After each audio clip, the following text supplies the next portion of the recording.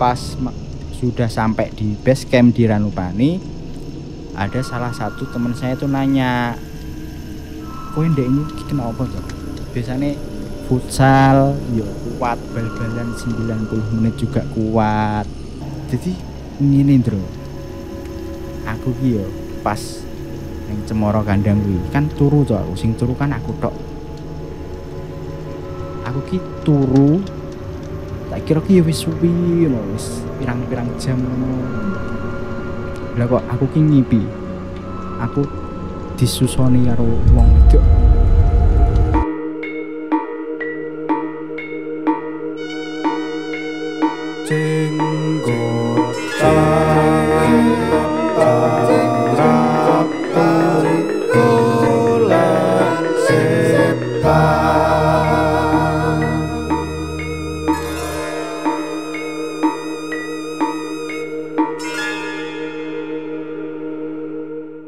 Salam jumpa di program Jenggotan, Jengkeran Ramutu, Golek Setan.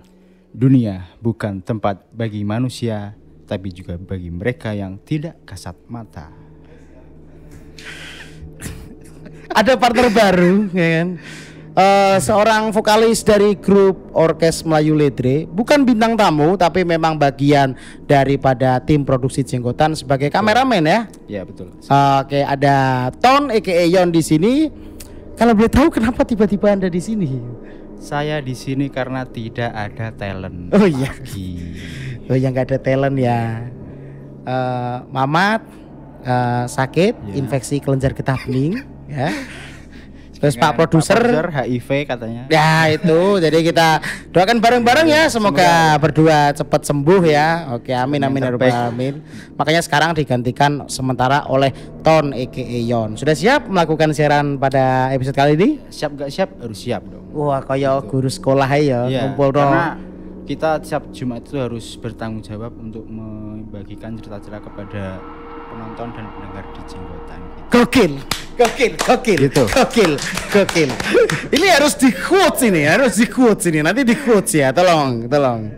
Oke, pada episode kali ini adalah episode countdown yang ternyata kita tuh sudah menyentuh episode 90-an. Yang berarti 100 bentar lagi ya. Bentar lagi akan 100 dan kita akan mempersembahkan persembahan spesial, tapi sayangnya sampai saat ini kita masih belum nemu nih ide untuk mempersembahkan episode spesial apa, tapi kami berjanji akan memberikan episode spesial apapun itu bentuknya. Untuk itu tetap subscribe Jenggotan, tetap subscribe Noise, tetap subscribe Spotify untuk mengetahui persembahan spesial apa yang akan kami berikan di episode ke-100. Dan pada malam hari ini, episode kali ini, Ton kebetulan memiliki cerita mistis. Gak tahu nih dialami oleh Ton atau temennya. Jadi silahkan saja untuk di-share ke teman-teman pemirsa dan juga pendengar podcast Jengkeran Ramutu, Golek Setan.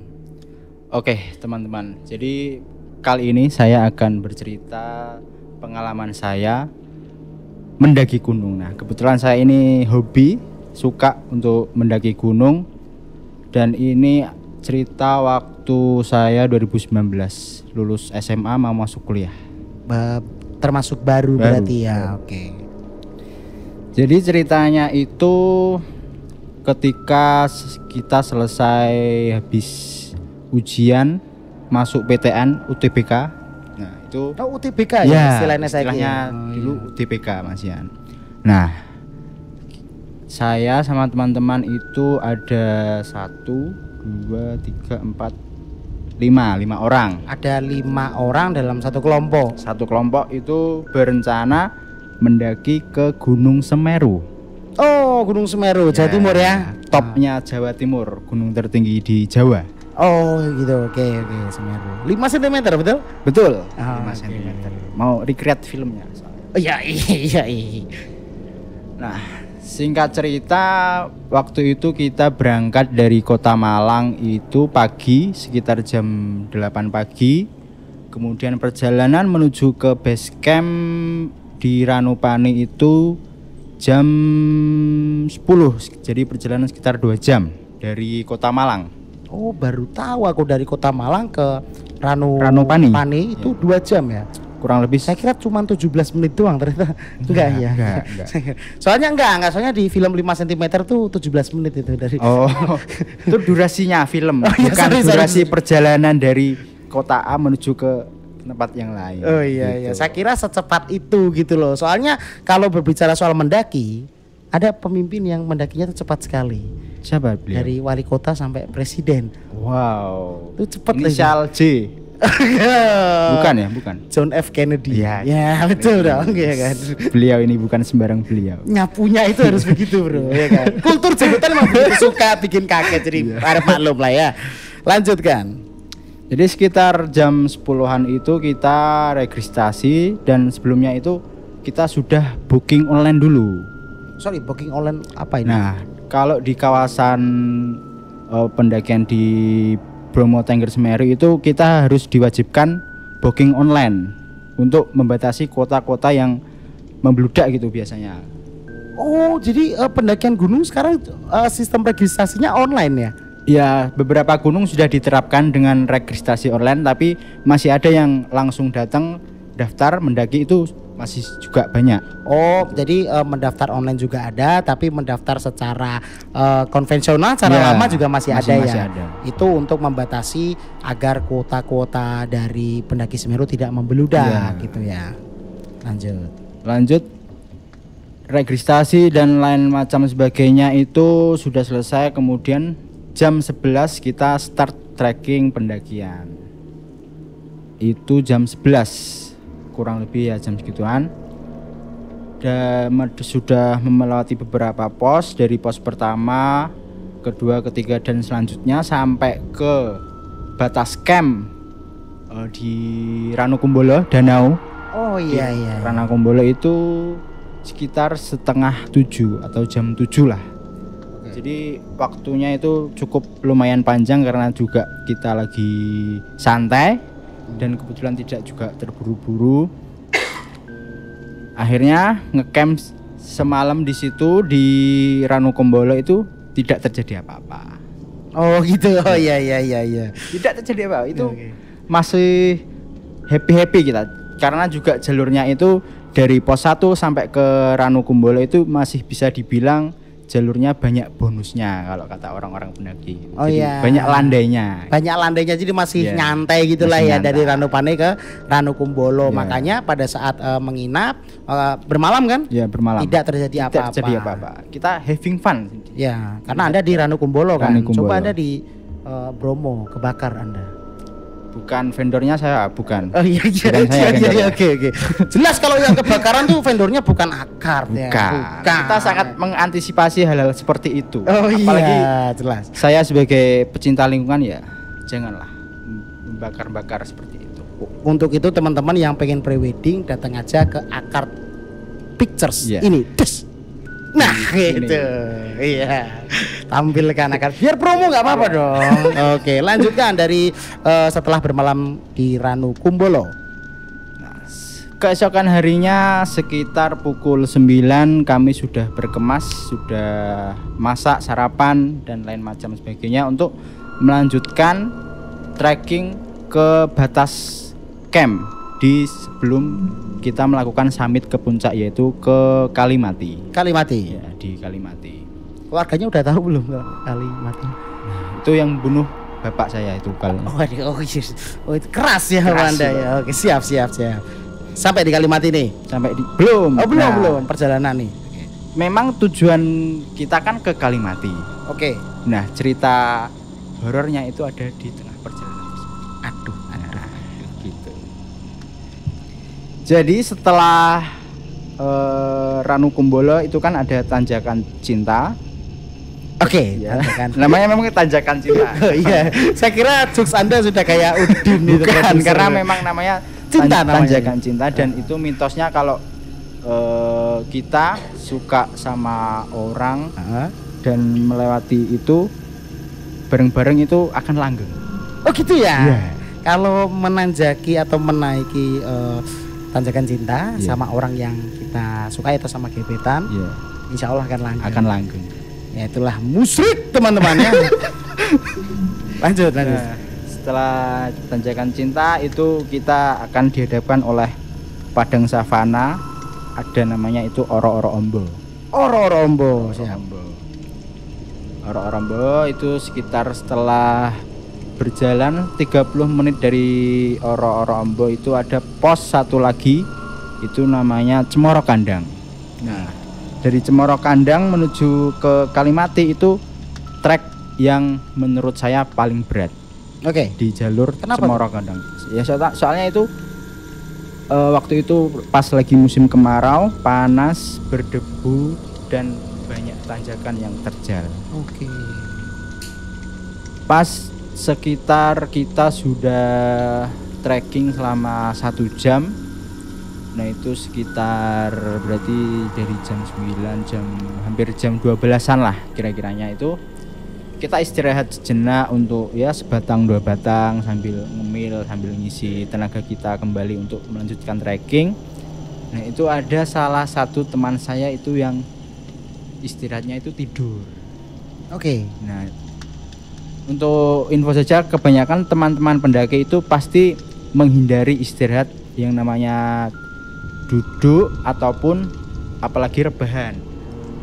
Oh, ternyata faktanya begitu ya. Kebanyakan menghindari seperti itu. duduk atau cuma rebahan doang itu Ya. dihindari, itu kenapa tuh? Soalnya kalau kita sudah duduk ataupun rebahan itu untuk bangkit lagi membawa beban tas yang sangat berat itu sangat mager gitu rasanya. Karena faktor mager. Ya, jangankan naik gunung ngerjain skripsi aja mager. Betul. Kan kalau udah rebahan sama duduk-duduk. Oke, lanjut. Nah, teman satu saya ini yang istirahatnya itu tidur tadi itu sebenarnya nggak lama-lama banget kok tidurnya, itu cuman 30 menit, cuman sebatang rokok surya. Oke, 30 menit. 30 menitan lah. Nah itu kita bangunin sama teman-teman untuk lanjut lagi. Tidak lama setelah kita mulai jalan dari istirahat itu, sekitar kurang lebih 30 menitan itu teman saya yang tadi itu merasa kayak lemes gitu. Lemes. Nafasnya tuh sesek, dan untungnya kita waktu itu bawa oksigen portable yang kecil itu. Jadi sempat diberi oksigen. Terus tas yang dia bawa itu dibawa sama teman saya yang lain. Kemudian dia jalan bawa tanpa beban, tapi kayak masih berat banget gitu. Dia merasa sakit gitu, pusing, mual, terus nafasnya sesek. Nah akhirnya demi pertimbangan atas pertimbangan kita bersama, sebelum itu belum sampai pos Kalimati. Jadi belum ya? Setelah Cemoro Kandang itu ada tempat landai, terus turun naik, nah itu Jambangan. Nah padahal setelah Jambangan tidak sampai 30 menit itu sudah Kalimati sebenarnya. Oh, jadi sebetulnya sudah dekat, hampir ya? dekat ke pos Kalimati. Nah itu di situ kita mendirikan tenda buat istirahat karena ada teman saya yang sakit. Nah sebetulnya kalau waktu kita briefing waktu sebelum pendakian di Semeru itu, tempat ideal yang untuk mendirikan tenda atau camping itu hanya di Ranukumbolo dan di Kalimati. Oke. 2 pos itu.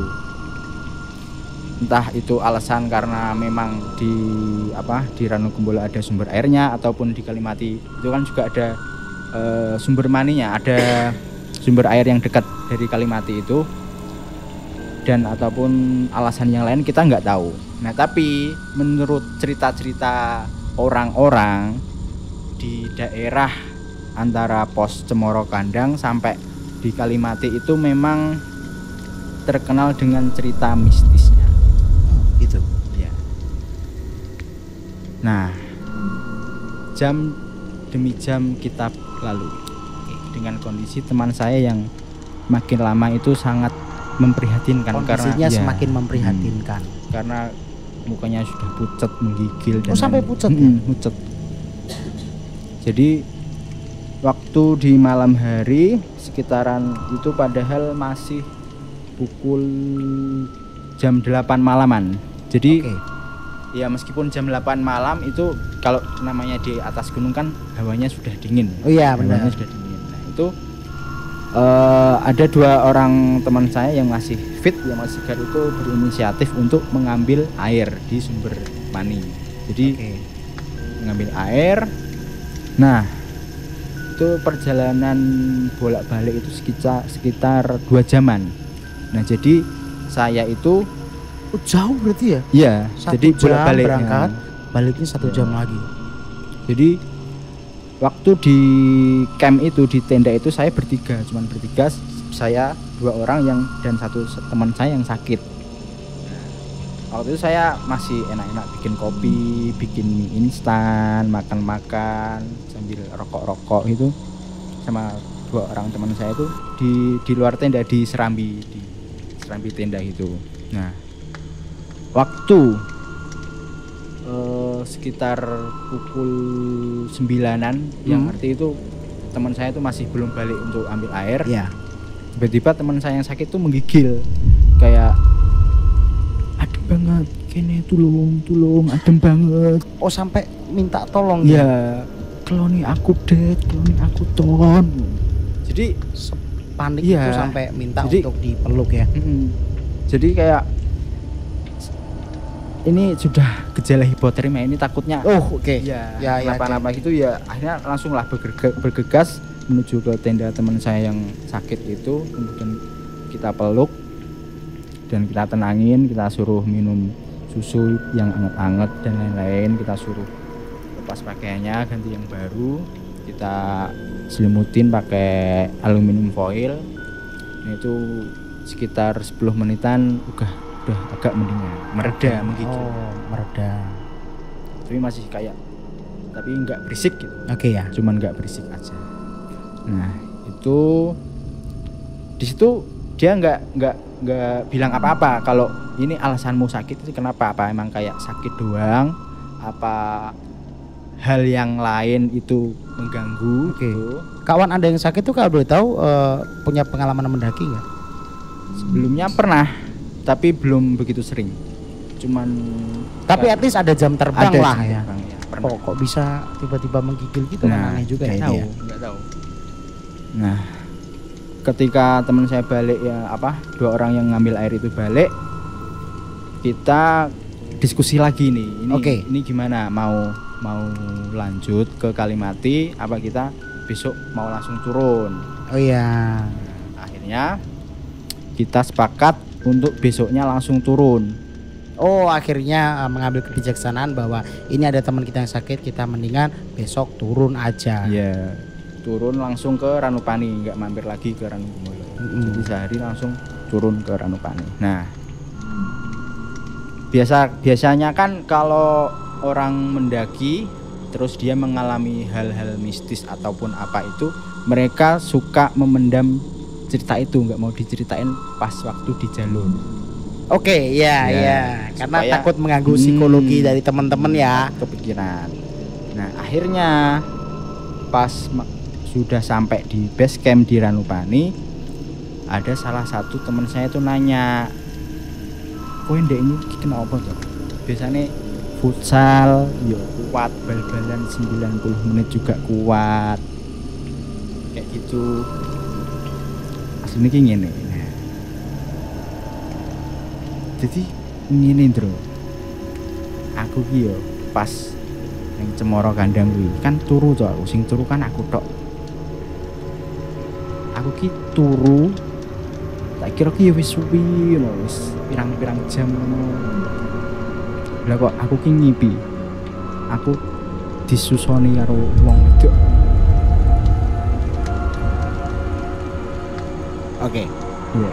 Iya.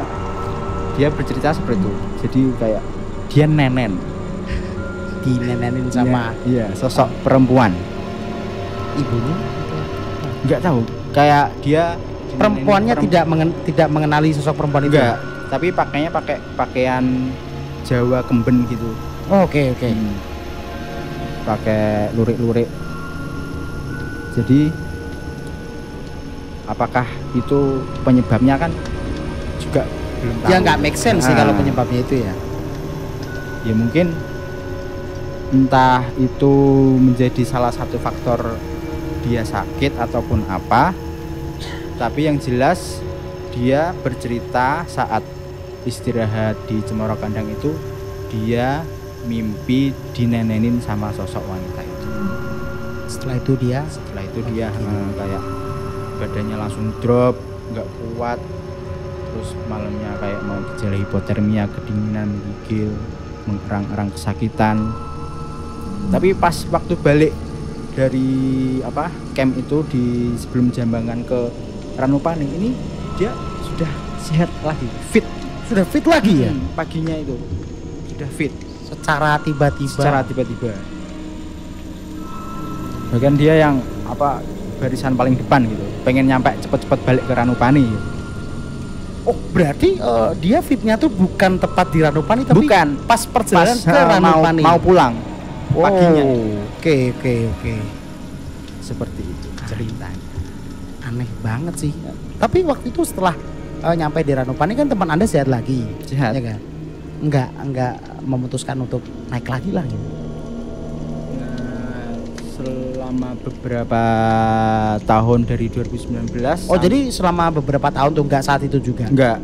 Itu dia terakhir itu 2 bulan yang lalu itu ke Lawu. Oh beda gunung tapi. Oh kirain gunungnya yang sama dan maksudnya kan saya pikir ketika teman Anda itu sudah sehat ketika menuju ke Ranupani itu dia minta naik lagi bro. Soalnya yang kemarin masih remedi. Ya. Dan juga nyusuinnya masih yang kiri, yang kanan belum. Mungkin begitu kan. Oh gitu ya. Jadi seperti itulah. Untuk teman-teman saya nih yang bekerja di dunia kesehatan ya. Katanya kan ASI itu baik ya untuk manusia ya. Ternyata kalau disusuin sama sosok yang gak dikenal tuh ternyata bisa sakit juga ya. Bisa. Atau jangan-jangan sebetulnya ASI itu baik sebetulnya. Hanya saja waktu teman Anda disusuin itu yang keluar topi miring, yang keluar balihai gitu ya, mungkin sehingga dia agak-agak sakit gitu kan. Oke, jadi itulah tadi cerita pengalaman horor yang dialami oleh Ton dan kawan-kawan ketika mendaki di Gunung Semeru. Dan itulah akhir dari episode kali ini. Jadi untuk teman-teman semuanya kirimkan cerita Anda kalau misalnya Anda punya cerita serupa seperti Ton ke direct message kami di Instagram kami di @jenggotan_podcast. Terima kasih untuk teman-teman semuanya dan itulah akhir dari episode Jenggotan kali ini. Sampai jumpa.